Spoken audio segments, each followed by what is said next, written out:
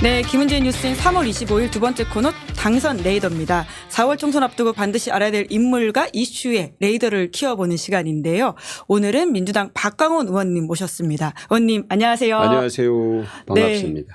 네, 정말 저희가 또 모시고 싶었고 이야기를 듣고 싶은 게 많았는데요. 이렇게 시간 내셔서 감사드립니다. 제가 고맙습니다. 시사인 저희 지면 독자랑은 인사하셨지만 네. 유튜브 독자랑은 처음이실 것 같은데 여기 원샷 한번 보시면서 다시 한번 인사해 주시겠어요? 시사인의 그 창간 과정을 제가 알거든요.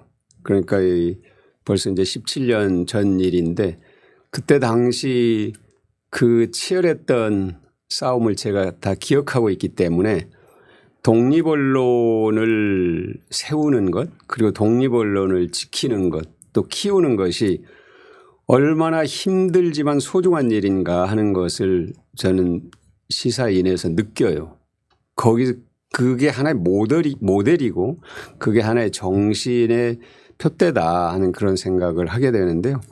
정직한 사람들이 만든 그런데 제가 찾아보니까 그 정직이 정직돼 있는 사람들. 정직당한. 네, 정직당한 기자들. 그때 22분, 23분 이분들이 다 그 역사에 이미 기록이 된 거 아니에요. 그러니까 이 시사인이 갖고 있는 실체적 그 내용, 기사의 내용과 그 상징성 또 언론을 정말 사회 공개에 있는 언론을 우리가 책임지고 있다. 책임이라기보다 맡고 있다. 그 안에서 일하고 있다는 이 기자들의 자세 이런 것들은 저는 두고두고 후대에 오랫동안 기록되고 기억될 것이다 이런 생각을 갖고 늘 감사하게 생각해요.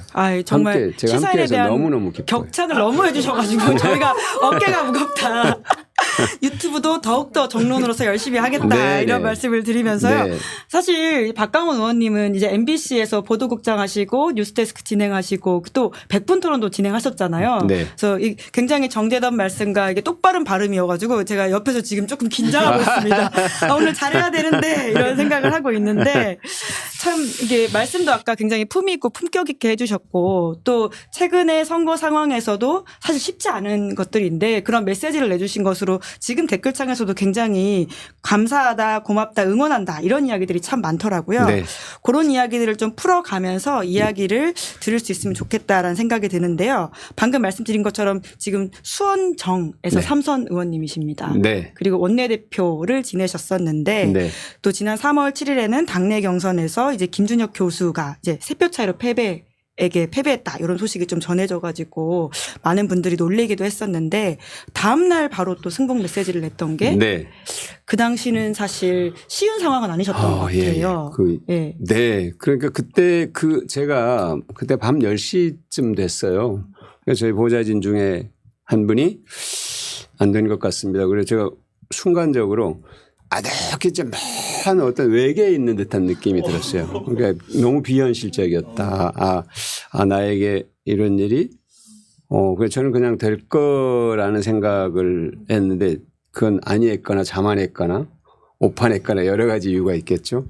그런데 그래서 그때 상황에서 이제 활동가들 지지자들이 많이 캠프에 몰려 있었는데 제가 여기서 시간을 오래 끄는 건 좋지 않겠다 하는 그런 생각이 들었고 그 보좌진도 지금 그분들을 만나면 소리내서 울고 소리 지르고 난리가 날 것 같으니까 그냥 댁에 들어가는 게 좋겠다. 그래서 제가 들어와서 좀 일찍 그러니까 10시 좀 지나서 들어와서 뭐 집하고 가까우니까요. 캠프하고. 이불을 쓰고 이제 저는 잠을 청했죠. 근데 잠이 그렇게 쉽게 들지는 않았는데 아내가 이렇게 잠깐 이렇게 방문을 딱 열어보더니 조용히 문을 닫고 이제 날 이제 자도록 피했겠죠. 잠시. 그 다음날 아침에 일어났어요. 일어났더니 아내가 잠시 바람을 쏘이고 왔으면 좋겠다. 그래서 동해안에 같이 이렇게 갔습니다. 아내가 직접 운전을 하고 가서 하루를 쉬는데 그날 뭐 이런 있다고 해서 무슨 얘기를 하거나 이런 상황은 아니잖아요. 무슨 평소 같으면 이런저런 얘기도 하고 바닷가도 거닐고 할 텐데 전혀 그런 상황이 아니었기 때문에 생각을 서로 정리하고 뭐 잠시 앉아 있다가 또 일어섰다가 이렇게 했는데 그날 밤쯤 돼서 아내가 돕기로 결정하는 게 좋겠다. 그렇게 먼저 얘기를 하더라고요. 저는 사실 아내가 충격을 많이 저보다 받았을 거라는 생각 때문에 차마 말을 못하고 있었어요. 굉장히 정치적 파트너시니까요. 그렇죠. 선거 오래 하셨으면. 근데 처음부터 반대를 많이 했습니다. 하지 말라고. 하지 말라고 반대를 했었는데.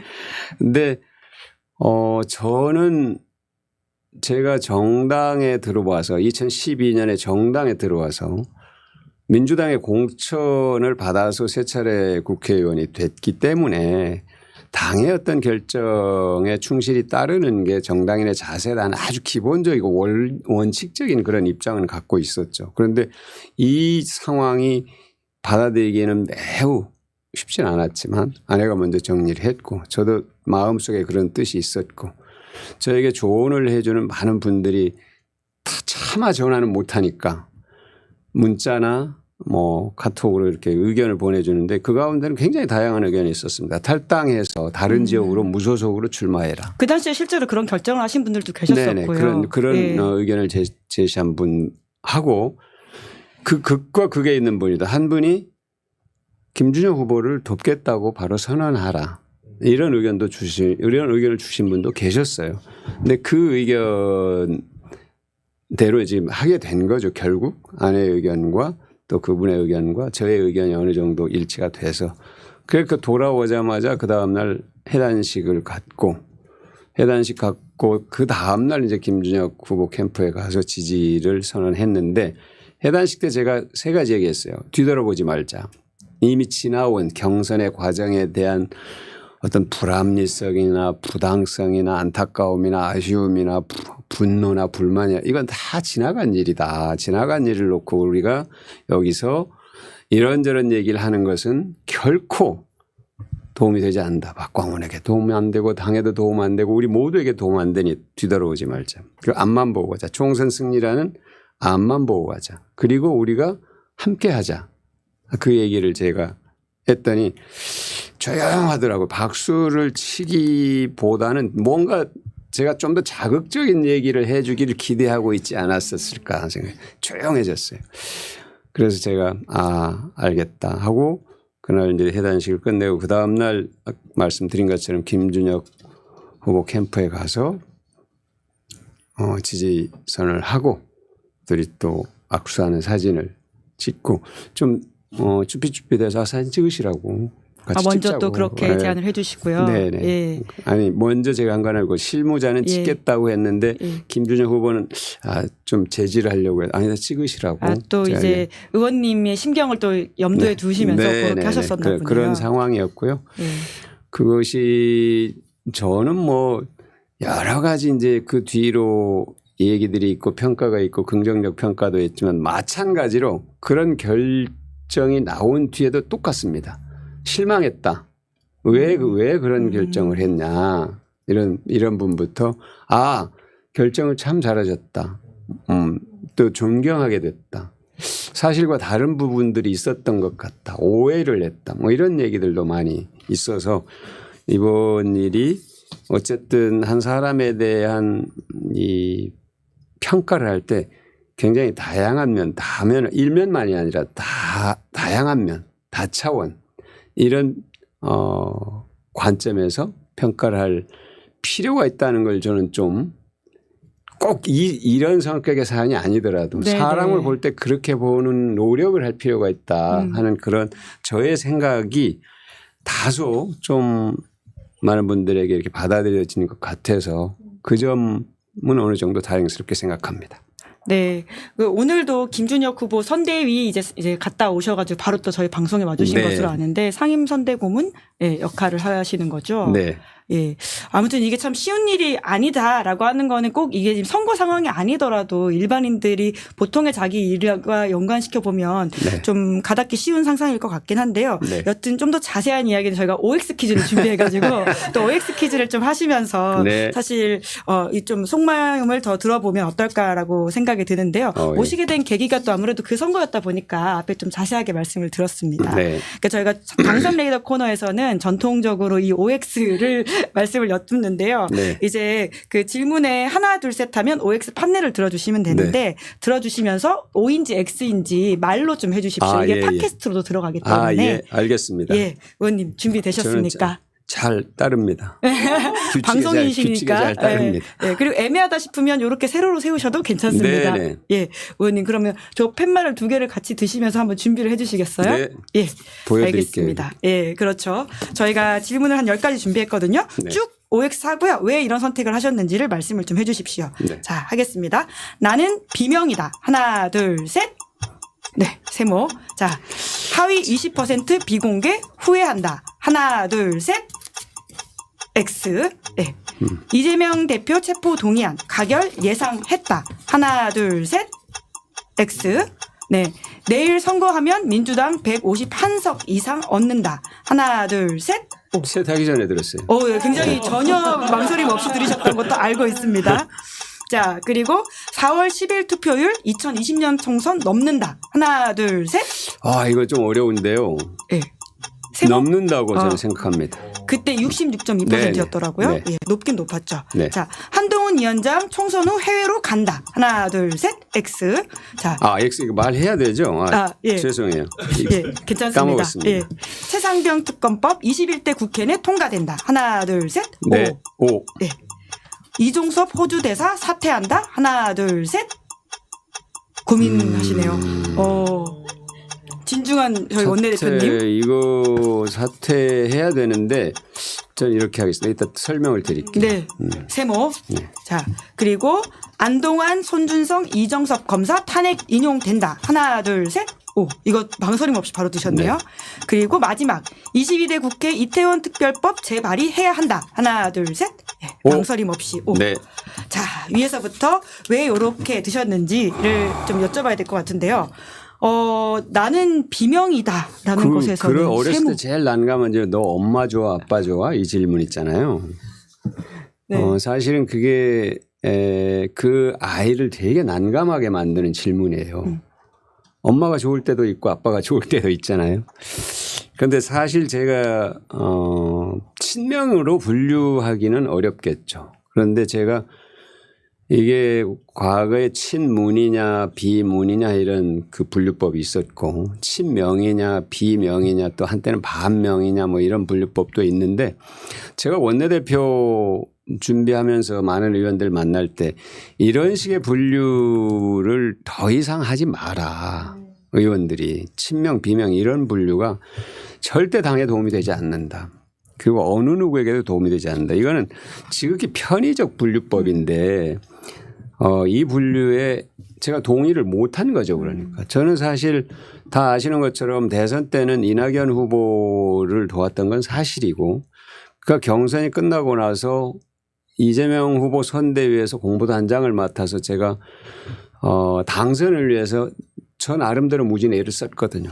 많은 언론인들과 소통하고 어떻게 접근하는 것이 당시 이재명 후보 승리 민주당의 승리를 위해서 도움이 될 것인가에 대한 고민을 단 한 시간도 안 해본 적이 없었고 그다음에 원내대표가 돼서도 이재명 대표와 좋은 관계를 갖고 당의 다양성을 기반으로 통합을 이루어내서 총선에 승리해야 된다는 것이 제가 원내대표를 하고자 할 때나 하고 있을 때나 그만둘 때나 그건 처음부터 끝까지 똑같았어요. 그러니까 그냥 저를 일반적 분류법으로 비명 이렇게 하는 것은 제가 좀 이 뭐라고 할까 이게 둘 중에 하나 딱 골라라 하는 그런 거니까 저희가 상당히 어려운 거고 그러나 저를 친명이라고 분류하는 것은 좀 어쨌든 애로가 있겠죠. 그 핵심이라고 할 수 있을까요? 대표를 함께 하고 있는 지금 뭐 소통하고 계시는 분들 거기에 들어가 있는 건 아니니까 굳이 친명이라고는 하지 않겠지만 그렇다고 비명이냐 이것에 대해서는 여러 논란이 있을 수 있다. 제가 그 정도로 설명을 드릴게요. 제가 사실 2012년에 이제 문재인 후보 선대위 대변인으로 정치와 인연을 맺었고 TV 토론 여기 담당하셨죠? 그렇죠. 네. 그리고 이제 그러다 보니까 친문으로 분류됐던 것은 사실이고요. 그런데 그것이 어느 한 시기에 보면은 그 정치 세력의 중심에 있는 분과 어떤 관계를 맺고 있냐, 얼마나 가깝냐 이걸로 대체로 언론이 그냥 이렇게 분류를 합니다. 근데 그 분류를 할 때 과거 누구의 캠프에서 일했냐라든지 뭐 어땠냐든지 이런 몇 가지 기준을 갖고 분류를 해내는데 언론이 분류한 것 가운데 맞은 것도 있고 안 맞은 것도 있고 본인이 동의하기 어려운 것도 있고 다 그러는데 그래서 제가 사실 이 분류법에 대해서 대단히 제발 이렇게 하지 마라 하고 정말 언론인들한테도 많이 얘기했어요. 그런데 언론인들은 이렇게 쌈 붙이는 걸 워낙 좋아하니까 그걸 못 버리더라고요. 제발 이렇게 하지 마라 정도면 박강원 의원님이 한 수준에서는 굉장히 높은 질타입니다. 그러니까 뭐 굉장히 표현이 그렇죠. 점잖으셔서. 그러니까 한 시기에 제가 말씀드렸잖아요. 정치 세력의 중심에 있는 분과 관계. 그런데 지금은 어쨌든 이재명 대표와 민주당의 선거에 책임을 지고 지금 중심에 있는 거고 그 체제를 갖고 우리가 총선에서 반드시 승리해서 윤석열 정권을 확실하게 심판해야 된다는 어떤 역사적 책무를 우리가 다 갖고 있는 거거든요. 지금. 그렇기 때문에 저는 아까 나중에 드리겠지만 투표율도 좀 올라갈 수 있지 않을까 하는 생각을 하는 거죠. 그리고 또 하나는 이번 선거가 지금 대통령 취임 2년 만에 있는 선거인데 저는 이 총선이 끝나면 그러니까 이 총선이 굉장히 중대한 선거다 이런 생각이 점점 강하게 들어요. 이 총선이 끝나면 정치 지형의 어떤 변화, 한국 민주주의, 한국 정치, 한국 정당 여러 가지 문제에 대한 굉장히 많은 어떤 변화 이런 것들이 있을 것이다. 이 판 자체가 새롭게 이렇게 형성되는 굉장히 중요한 계기를 이번 총선이 만들 것이라는 생각이 들어요. 그 이야기 이따 좀 더 자세히 해주시면 좋을 것 같습니다. 자, 요 이야기 좀 마무리하면 그럼 하위 20% 비공개를 후회한다에서는 X를 드셨는데 사실 후회를 안 하시더라도 마음은 저는 어려우시지 평생 않을까. 살아오면서 반성을 하되 후회는 하지 마라. 당신이 네가 선택한 것을 후회하는 것은 그건 바보 같은 짓이다. 선택한 것은 뭔가 어디에가 허점이 있었는지 반성하는 건 있을 수 있지만 후회란 건 아무 의미가 없는 것이다 하는 아주 제 삶의 방식인데 근데 이번 일은 그렇게 단순하게 얘기할 건 아니죠. 이 일은 상당히 많은 논란을 가져온 건 사실입니다. 굉장히 많은 논란을 가져왔는데 저는 그런 생각을 했어요. 되풀이해서 말씀드리지만 원내대표를 할 때나 원내대표가 아닌 시절이나 당의 통합이 매우 중요하다. 통합적 어떤 당 상황이 총선 승리에 도움이 되고 총선 승리를 위해서 당의 통합이 중요하다 했는데 그때 제가 그 하위 20%를 만일 공개하고 했더라면은 그 논란이 좀 더 지속이 됐을 가능성이 있지 않았나는 지금 판단은 들어요. 그러니까 다른 분들의 선택에 대해서 그분들 나름의 다 어떤 의미가 있겠죠. 근데 그것에 대해서 일일이 제가 평가해서는 안 되는 거고요. 저의 문제만을 놓고 보면은 사실은 그때 하위 10% 결정을 제가 감당하기는 사실 어려웠습니다. 처음 들었을 때. 이건 뭐지? 제가 그 임혁백 공관위원장으로부터 얘기를 듣고 제가 솔직하게 말씀드릴게요. 위원장님이라면 이 결정을 받아들일 수 있겠습니까? 제가 질문을 오히려 했어요. 그랬더니 위원장님 굉장히 좀 난감해. 이건 제가 결정한 게 아닙니다. 이런 이제 사실 공관위원장 결정한 일이 아니니까요.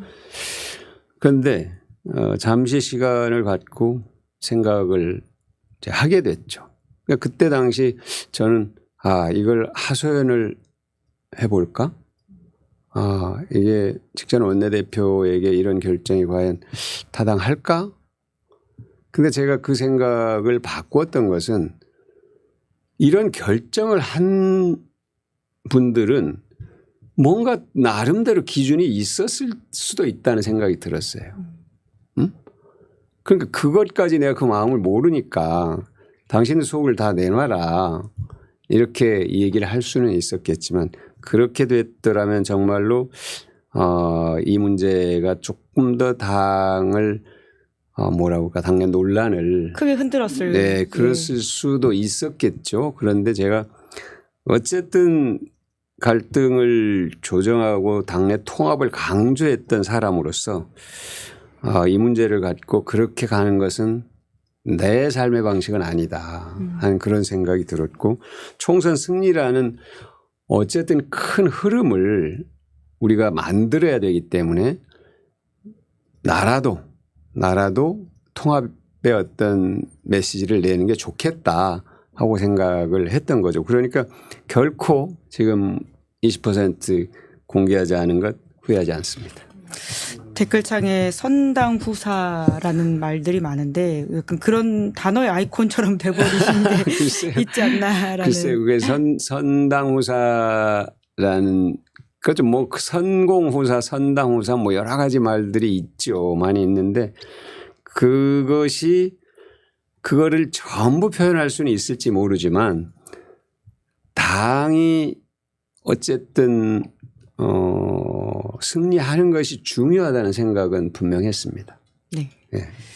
그리고 이재명 대표 체포 동의안 그 당시에 이제 원내대표셨었는데 가결 예상했다 있어서는 이제 X를 드셨어요. 네. 그 당시에 굉장히 놀라셨고 그 메시지 내셨던 거 저도 기억을 하고 있는데 그러니까 이게 아슬아슬하긴 했지만 결국 그런 결과가 나왔다는 거죠. 그 그러니까, 당시에. 네, 저는 사실 대체로 부결 방향으로 의사를 모으고 있다는 얘기를 이제 그 원내 부대표단으로부터 계속 쭉 들었고요. 다만 표결을 앞두고 약간 이상한 기류가 있다는 얘기를 들었는데 제가 그걸 그렇게 크게 이제 신경 쓰지를 않았는데 그때 아마 그런 나중에 보면 그런 영상들이 있더라고요. 제가 워낙 좀 충격에 빠져가지고 당시 이렇게 맨 원내대표 자리가 있잖아요. 본회의장 가면. 그래서 이렇게 눈을 감고 이렇게 멍한 상태로 있었던 그런 영상들이 있었는데 정말로 예상하지 못했을 뿐만 아니라 일어나서는 안 될 일이라고 저는 생각을 했고 또 하나는 부결될 거라는 저 나름의 믿음이 있었고 판단이 있었는데 오판이었겠죠. 근데 그건 뭐 지나놓고 보면은 왜 그때 한두 사람을 더 설득해내지 못했을까 이런 이제 아쉬움이 남는 건데 사실 굉장히 그때는 안타까웠고 멍했어요. 전 부결될 경우는 바로 내놓을 메시지는 준비했어요. 제가 어떤 메시지를 준비했었냐면 부결되면 이제 방탄정당이라고 공격이 들어올 거 아니에요. 제가 그때 의원총회에서 그런 얘기를 했거든요. 의원들 다 우리 당 의원들 다 있을 때 가결되면 재앙적 분열을 우리가 맞게 될 것이다. 부결시키면 방탄 정당의 오명을 쓰게 될 것이다.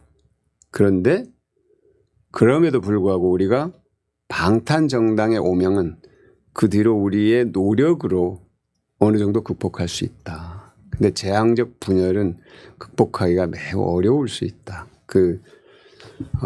의원들과 의원들 사이에 또는 당 지도부 의원들 사이에 굉장히 제가 심각하게 얘기를 한번 한 적이 있어요. 공개적으로. 그때는 이제 언론에는 비공개됐죠. 네, 의원총회 비공개죠. 네, 보통. 비공개된 네. 자리지만 네. 의원들이 다 있는 자리에서 얘기를 했었죠. 그런데 사실 그런 어떤 걱정들이 있었고 나름대로 그 상황을 아까 말씀드린 것처럼 분열이 아니라 통합으로 가야 총선에서 이긴다는 그런 믿음을 갖고 있었기 때문에 그 상황 자체는 정말로 청천벽력 같은 일이었는데 그때 그런 나름대로 부결될 것이라는 믿음이 있었기 때문에 이재명 대표 병문안도 간 겁니다. 이제 오늘 그날 표결하는 날이니까 이제 부결될 테니 그런 생각을 갖고 단식을 중단하시라. 국민들도 걱정하시고 의원들도 걱정하고 새로운 싸움을 해야 되니까 단식을 중단하시라 하는 얘기를 하러 갔던 거죠. 전혀 예상하지 못했었습니다.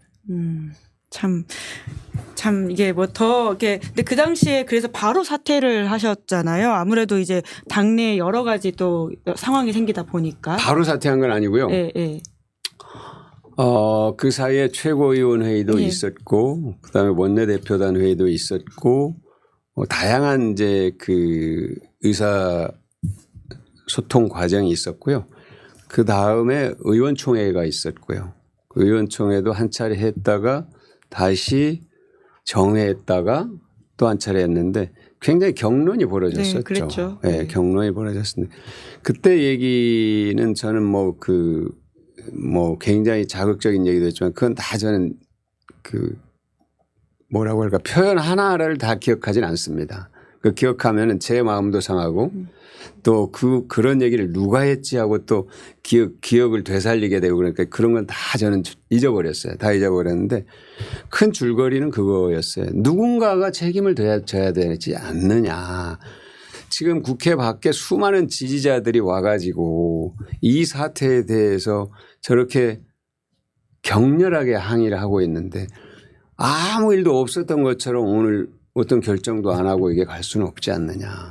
그러니까 그 사이에서 그래서 그거를 이제 원내대표가 책임을 지는 게 좋겠다는 그런 의견을 낸 분들도 계셨고 왜 원내대표가 그걸 책임지냐. 당 지도부가 책임을 져야지. 굉장히 격론이 있었어요 사실은. 굉장히 격론이 있었는데 그때도 똑같았습니다. 그러니까 원내대표단의 부대표 또 이렇게 쭉 의견들 들어보고 이 상황을 이런 이제 거의 이제 서로가 격해졌어요. 이 상황을 지속시키는 것은 정말로 당을 완전 갈등과 대립 국면으로 그때부터 들어가게 만드는 게 되겠다는 생각이 들었던 거죠.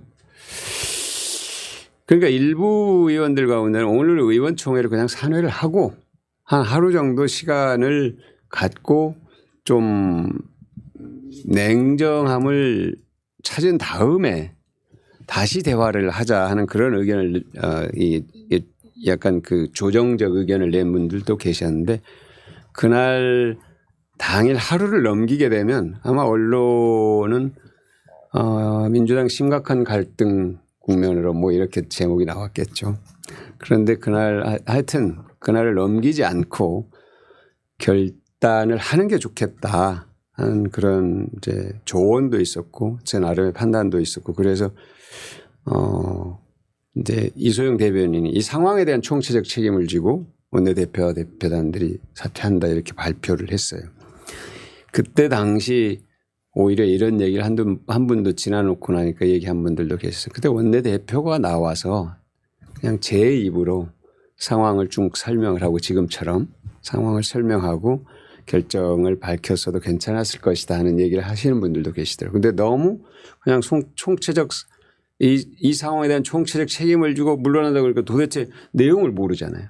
내용을 모르는데 이제 언론인들은 되게 나중에 뭐 이제 이런저런 얘기들을 했어요. 그래서 제가 그 뒤에 며칠 뒤에 새로운 원내대표를 뽑는 그 의원총회가 있었죠. 그래서 중간에 나와서 원내대표가 뽑히면 또 원내대표가 이제 뉴스의 중심이 되니까 중간에 제가 나와서 아마 결선 투표 네, 그때 나와서 제가 잠깐 소회를 얘기를 했었죠.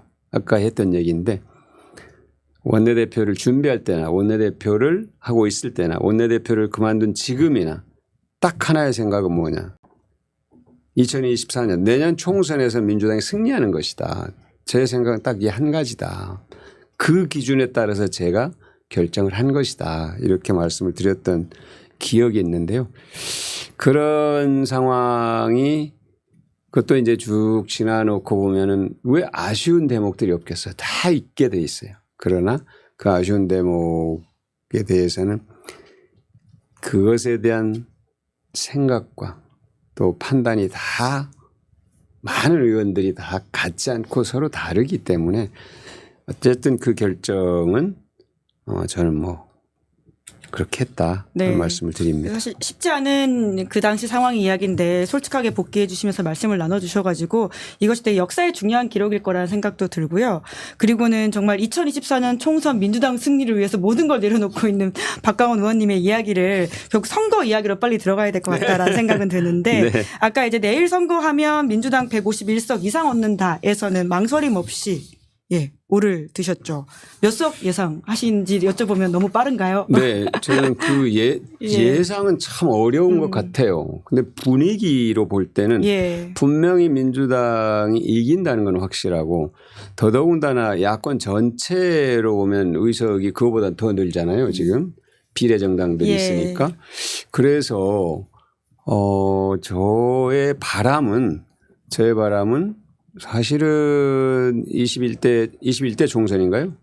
22대죠 이제. 22대 이번 계셨고. 22대죠. 21대 총선 수준까지 바람은 있는데. 투표율이요? 투표율과 의석수. 투표율이 높아지면 저는 의석수는 더 늘 수 있다고 봅니다. 우리가. 사실 제일 걱정은 한때 우리 당이 지난 1월이나 2월에 지지율이 빠졌을 때 그때 우리 지지자들이 투표장에 안 나오면 어떤가 어쩌지 하는 그런 걱정이 있었는데 사실 이 투표율이 여러 가지 요인에 의해서 높아질 수 있다는 생각이 저는 들어요. 그래서 의석수를 정확하게 제가 말씀드리는 것은 극도로 자제해야 되는 일이고요. 어쨌든 과반은 한다. 민주당의 목표 이상은 할 수 있다. 할 수 있다고 저는 봅니다. 그리고 21대 국회와 비슷하게 의석수가 될 수도 있다라는 말씀이신데. 되기를 바란다. 되길 바란다. 될 수 있다고 되기를 바란다로 정정하겠습니다. 조심스러운 말씀으로. 네. 그러니까 투표율이 높은 것도 결국은 사람들의 어떤 그 심판하고 싶어 하는 마음, 그 어떤 이번 선거가 역사적인 선거다라는 말씀의 연장으로 이해하면 될까요? 그러니까 윤석열 정권이 저는 사실은 선거운동 과정에서도 준비가 많이 부족하다는 느낌은 들었어요. 후보 시절에도. 그런데 취임 이후에도 불과 얼마 시간이 지나지 않아서 준비가 많이 부족하구나 하는 그런 어떤 느낌을 국민들에게 많이 줬습니다. 그러니까 이미 대한민국 국민들은 정치의식이 세계에서 탑 클래스 수준입니다. 최고예요. 민주적 시민의식도 최고예요. 긍지가 있어요. 그에 대한. 우리가 민주주의 제도를 우리가 쟁취해서 정착시켜 왔다는 국민적 공감대와 긍지가 있습니다. 공감대의 긍지가 딱 자리 잡고 있는데 그것에 대해 많은 상처를 준 것 같습니다. 윤석열 정권이. 국민들의 우리가 민주주의를 쟁취하고 지켜오고 더 발전시켜 왔다는 그 국민들의 긍지에 엄청난 손상을 줬다는 것. 그다음에 또 하나는 언론 자유 지수가 많이 떨어졌어요. 언론 자유 지수가.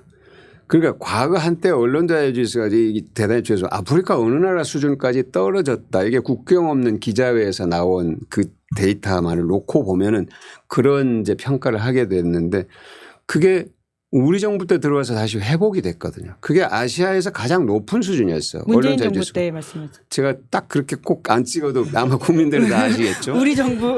그런데 다시 이게 또 후퇴하는 일이 벌어지고 있잖아요. 여러 가지 일일이 말할 필요가 없어요. 바이든 날리면 말할 필요도 없고 대통령 전용기라고 하는 건 전용기가 아니라 전세기입니다. 국민들 세금으로 어느 한 시기에 항공사로부터 그 비행기를 세를 내서 쓰는 거예요. 그 국민 세금이에요.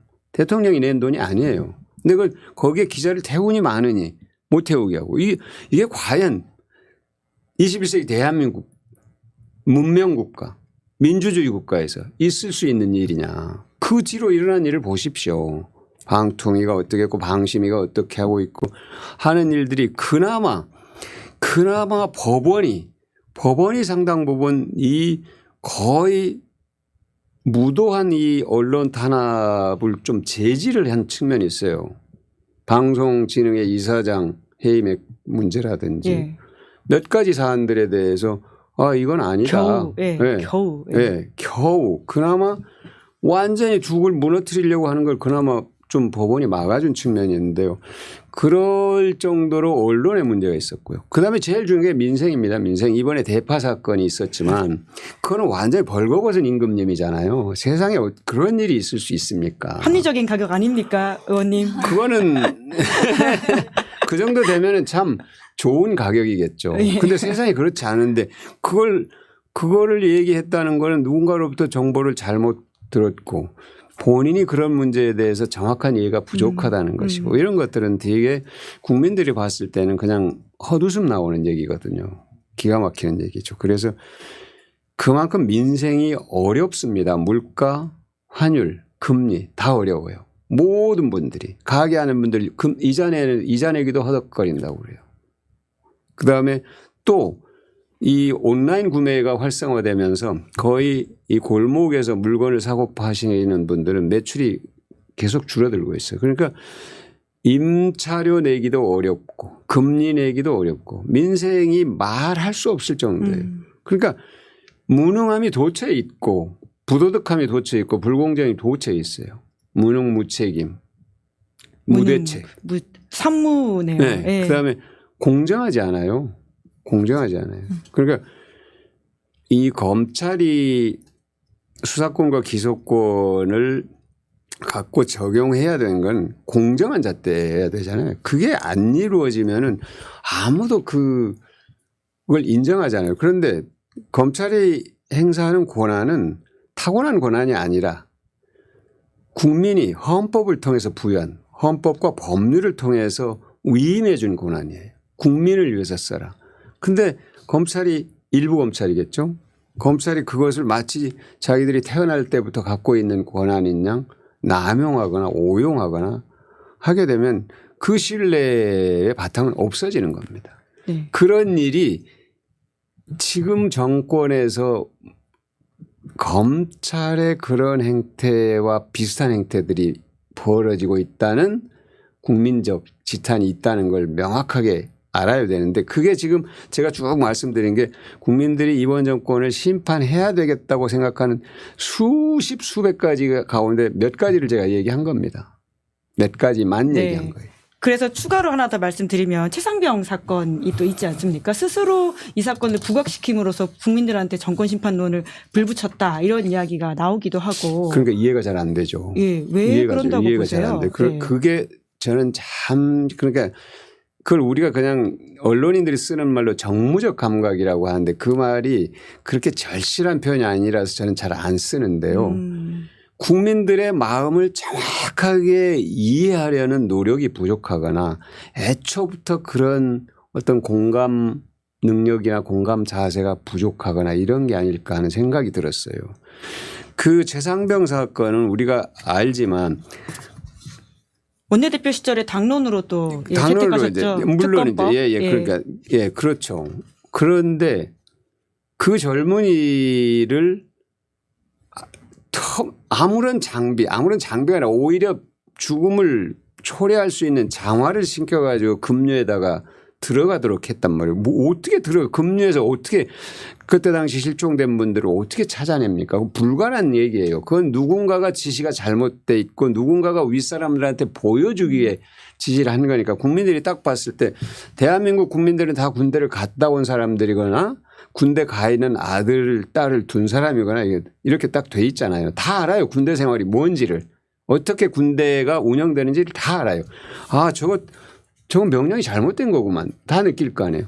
그런데 거기서 가장 중요한 현장 부대 책임자를 기소 대상에서 제외하라 하는 그 실무적 역할을 이 양반이 한간에 이종섭 장관이 당시 국방장관이 예. 그렇죠. 그런데 그 지시를 한 사람이 누구냐. 이거는 다 국민들이 생각하는 거 아니에요. 그 장관한테 지시할 수 있는 사람이 누구예요. 더 위엔 대통령밖에 없죠.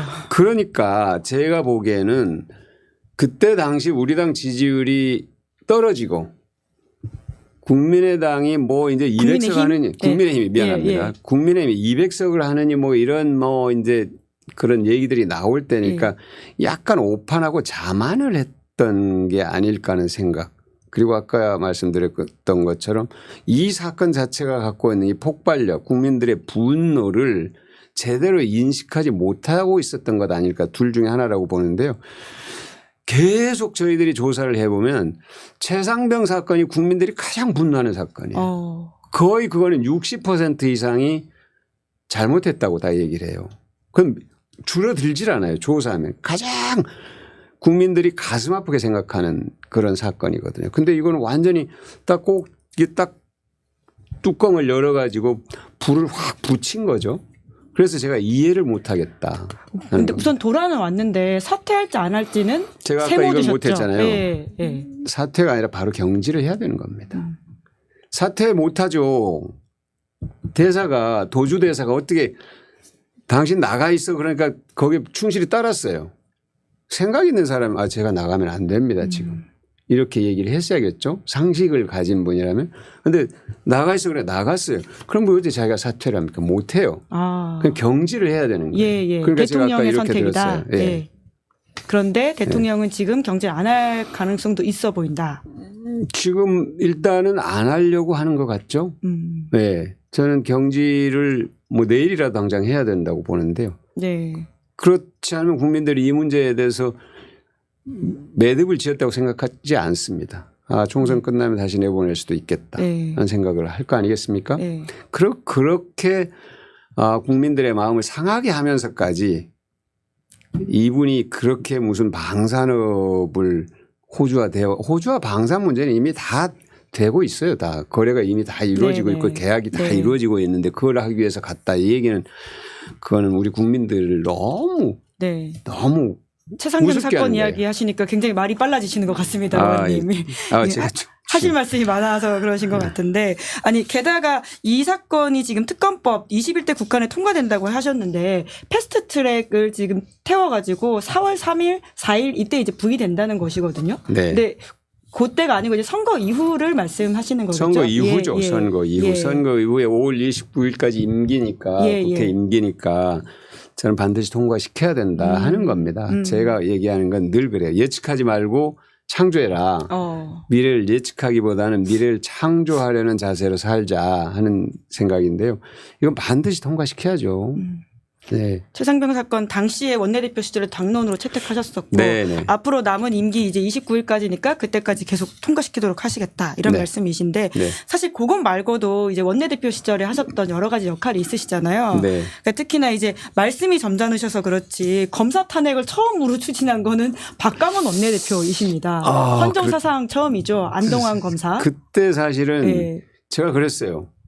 탄핵은 헌법에 나와 있는 국회의 권한이다. 탄핵 소추를 하는 것은 국회의 권한인데 대통령이 거부권 행사를 하는 것처럼 국회는 언제든지 비리 공직자나 불법을 저지른 공직자에 대해서 탄핵할 수 있도록 해 놓은 겁니다. 그게 견제와 균형의 원리예요.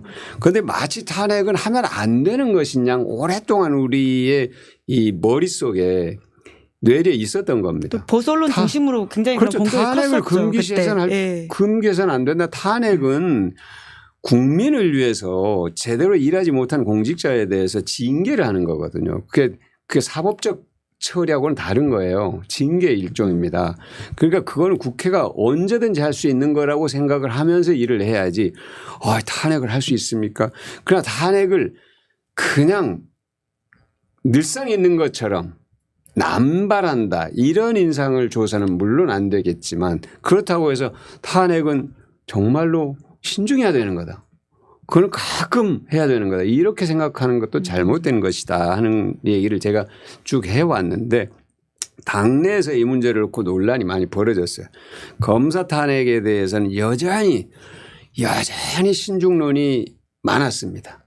그런데 그때 당시 이제 상황이 이제 법원에서 판결이 이제 내려졌을 때 손중성 검사에 대해서 그러면서 손준성 검사에 대해서는 탄핵을 하자. 그러니까 일각에서 아니 법원이 판단을 해서 탄핵을 하는 게 이게 앞뒤 관계가 맞는 게 아니라 징계를 하는 거다. 이거는 법원의 판결은 사법적 판단이고 이거는 입법부에서 일종의 공무원에 대한 징계 절차의 한 부분을 맞는 거다.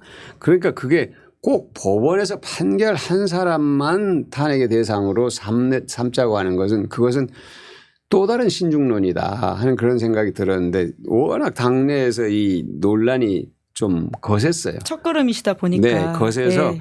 그때 이제 김용민 의원을 비롯한 몇몇 의원들이 서명을 받기 시작했습니다. 서명을 받아서 한 제가 알기로 100명 넘게 서명을 받았어요. 그러니까 그 탄핵 소추안을 국회의원 전원, 우리 당 민주당은 전원 이름으로 발의할 거냐, 서명한 이름으로 우선 발의를 할 거냐 그런 얘기가 있습니다. 우선 서명한 의원들 이름으로 발의를 하고 그다음에 표결은 다 찬성을 하자. 그렇게 좀 정리를 해가지고 이제 탄핵이 이루어졌는데요. 검사 탄핵에 대해서 아니 우리가 대통령도 탄핵했는데 왜 검사 탄핵이 안 된다는 거냐.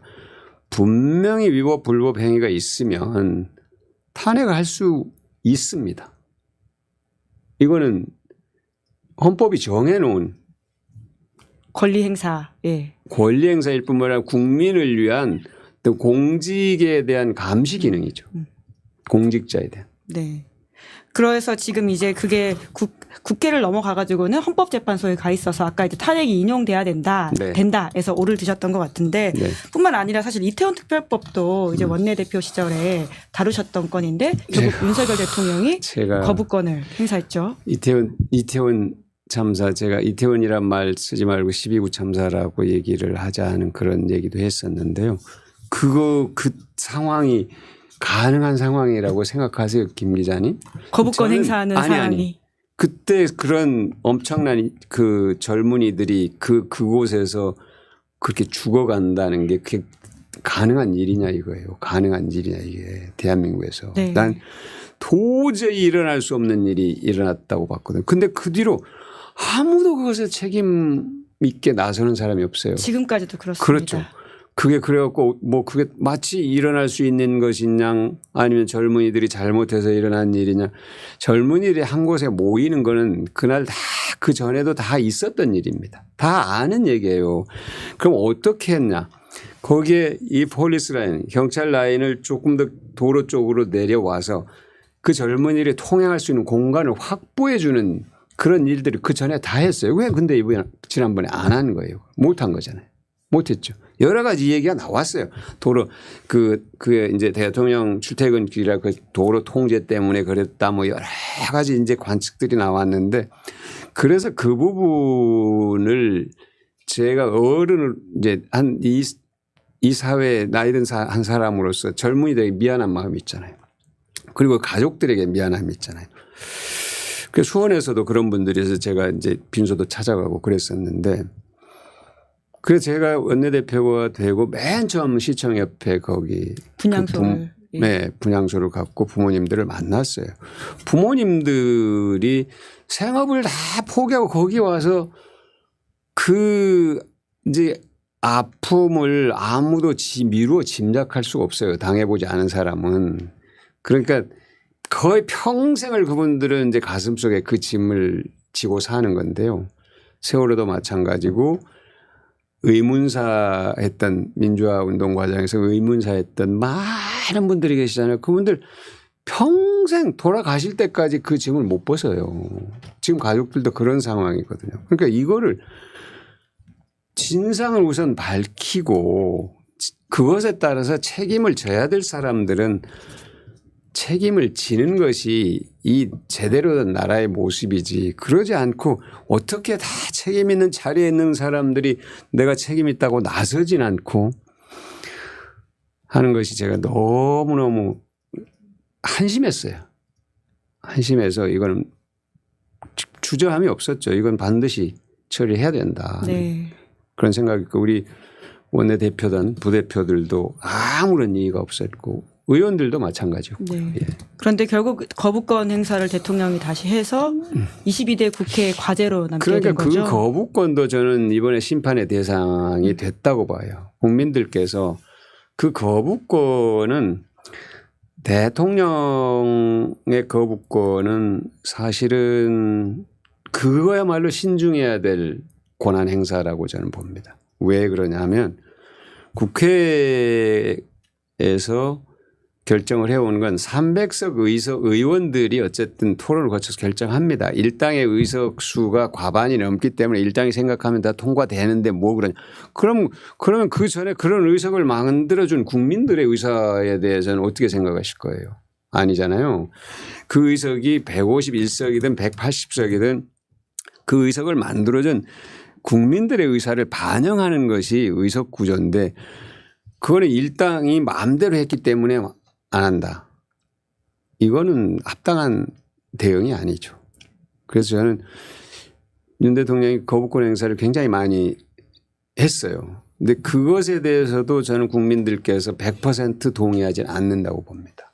물론 그것이 윤석열 대통령의 거부권 행사가 불가피했다고 생각하는 분들도 계실 거예요. 그러나 저는 그 비중은 그렇게 많지는 않다. 특히 최상병 건에 대해서. 네. 참 22대 국회 그리고 21대 국회가 아직 남아있기 때문에 여러 과제가 남아있다라는 생각이 드는데 또 굉장히 이제 이번 4월 10일 선거가 역사에 남을 만한 선거라고 하시는 말씀의 연장으로서 짚어주신 법안들도 의미를 가지지 않을까라는 생각도 듭니다. 네. 의원님 뭐 긴 시간 쭉 이야기를 나눠봤는데 네. 또 와중에 댓글로 이제 중흥동 장국영님이 시장 갔다 오면 반정부 투사되는 가정주부들이 있다 이런 이야기도 해주시고요. 맞아요. 맞아요. 네. 진짜로 그럴 수밖에 없어요. 네. 제가 아까 이제 그냥 쉽게 그냥 금리. 예. 아까 시장에 다녀오신 주부들도 그렇겠죠. 갑자기 이게 대파 때문에 대패할 것이다. 뭐 이런 이제 얘기도 있는데 물가는 바로 삶의 문제거든요. 근데 환율이 올라가면요. 물가는 자동으로 오르게 돼 있어요. 우리가 대체로 생활 필수품의 상당 부분을 수입해서 쓰다 보니까 환율이 올라가면 자동적으로 국민의 소득이 줄어드는 거예요. 아주 그냥 가만히 앉아서 우리 월급이나 이게 생활비가 깎이는 효과가 있어요. 왜 환율이라 그렇게 무서운 거고요. 금리는 더 말 필요도 없죠. 금리가 지금 금융권 은행들이 어디 보니까 수수료만으로 몇십조를 벌었더라고요. 근데 사실 이 금융을 장악하는 것이 세계 경제를 장악하는 것이라는 이제 그 일반적 인식이 있죠. 미국이 금융을 장악하고 있는데 미국의 금융을 얘기하는 게 아니라 저는 우리나라 금융을 얘기하는데 우리 금융도 사실은 돈 있는 어려운 사람한테는 돈을 거둬가고 있는 사람한테도 돈을 이제 빌려주는 그런 이제 생리를 보이고 있는데 지금 가게 하시는 분들이 가장 힘들어하는 게 금리예요. 네. 이자 내는데 바쁘다. 그런데 아까 말씀하신 시장 다니면 투자된다는 얘기가 너무너무 네. 실감나는 얘기예요. 웃으면서 드리지만 참 속상한 이야기죠. 임금님기의 캔디님도 반정부 투쟁의 성지가 시장이다 이런 말씀을 해주셨는데 와중에 또 조강재님 슈퍼챗 써주셔서 감사드립니다. 참 짚어볼 지점이 많은 선거다라는 것이고요. 마지막으로 아까 MBC 보도를 보니까 이번에 대통령실 고위 관계자가 최상병 사건을 조그마한 사건으로 표현했다라고 하는 게 나왔더라고요. 아마 오늘 오후에 나온 보도인데 최상병 사건을 조그마한 사건이라고. 제가 지난번에 다른 그 유튜브 방송에 나갔을 때 마치 그날 그 황상무 시민사회수석 척칼 테러 얘기가 있었어요. 그래서 제가 그때 이거는 황수석의 인식의 단면일 수도 있는데 이 정권의 인식의 단면일 것이다. 그러니까 이 정권이 언론을 어떻게 생각하는 것인가. 언론을 위협하고 협박하면은 길들일 수 있다. 억압할 수 있다라고 생각하거나 언론이 그 정도의 대상이다. 언론은 권력과 관계가 불편하면 안 된다. 언론은 권력의 말을 잘 들어야 된다. 근데 언론은 권력을 위해서 존재하는 게 아니라 국민을 위해서 존재하는 거거든요. 국민의 알 권리라는 엄청난 권리, 어떤 권리보다도 우선하는 권리가 있어요. 그것 때문에 언론이 존재하는 거지. 권력을 불편하기 위해서 또는 권력을 편하게 하기 위해서 언론이 존재하는 게 아니지 않습니까? 저는 오늘 그 얘기가 그 사건을 작은 사건이라고 얘기했다면 저는 이 정권이 국민의 생명을 아주 작게 보고 있다. 국민의 생명을 중시하지 않는다. 그런 인식을 은연중에 저는 드러낸 거라고 봅니다. 이런 얘기가 있어요. 한 사람 한 사람의 생명은 우주와 같은 무게를 갖는 것이다라고 얘기를 하잖아요. 제가 아까 그 부모들이 평생 그 짐을 가슴에 안고 간다고 얘기를 했잖아요. 그거는 그 청와대 관계자가 아마 그분이 그런 자기 자녀가 있는 분인지 없는 분인지 모르겠으나 그렇게 얘기를 했다면 그거는 이 정권이 정말로 국민들에게 죄를 짓는 겁니다. 네. 방금 잠깐 그 말씀을 전해 듣고 한 1, 2초간 말씀을 못 하시면서 눈을 감으셨던 게 너무 좀 참 그 여러 가지 심정을 대변해 주신다는 생각이 드는데요. 자, 저희 댓글에 굉장히 민주당에 계셔주셔서 감사하다 그리고 뭐 안타깝다 이런 식의 말씀도 있는데요. 오늘 좀 긴 시간 말씀 나눠주셨는데 좀 마무리 말씀 하시면서 오늘 정리해 보시면 어떨까 싶습니다, 의원님. 감사합니다. 우선 감사드리고요. 시사인 김은지입니다. 미안. 너무 긴 시간 하셔가지고. 죄송해요. 네, 잘 알고 있는데. 예, 그럼요. 알고 있죠. 예, 오랜 기간 기자님이 하는 의원님과. 이 예. 유튜브 방송 많이 사랑해 주시고요. 저는 이제 이번 선거가 사실은 민주당이 잘 하고 있어서 민주당을 지지해달라. 이렇게 얘기를 하면은 참 더 좋을 텐데 근데 사실은 이런 건 있습니다. 우리가 국가대표 축구 경기를 해도 우리 팀이 잘해서 이기는 경우도 있고 상대팀이 엉망으로 해가지고 우리가 이기는 경우도 있고 그렇거든요. 그러니까 이 윤석열 정권의 심판을 확실하게 하면은 해 주시어야 민주당이 더 훨씬 지금보다 더 힘을 내서 잘할 수 있다 하는 말씀을 드리고 싶습니다. 정말입니다. 이 얘기. 네, 의원님 긴 시간 감사드리고요. 또 정치에 대한 또 품격 있는 말씀을 들을 수 있는 시간 모시도록 하겠습니다. 고맙습니다. 네. 네, 김은지의 뉴스인 3월 25일 준비한 방송 여기까지고요. 저희가 3월 30일 오후 2시 노무현 시민센터에서 하는 공개 방송 여러 차례 광고 드린 적이 있는데요. 성황리에 마감이 됐다라는 말씀을 드리면서요. 많은 관심 보여주셔서 감사드린다라는 인사와 함께 내일 오후 5시에는 장성철 늘 헷갈리네요. 죄송합니다. 이 두 분과 함께 여의도 박장대소로 돌아오겠습니다. 오늘 방송 재밌게 보셨다면 구독, 좋아요, 알림 설정 부탁드립니다. 고맙습니다. 시사인이 만드는 정치 라이브 김은지의 뉴스인 매주 월요일부터 목요일까지 오후 5시에 생방송됩니다. 구독, 좋아요, 알림 설정으로 함께해 주시면 큰 응원과 격려가 됩니다.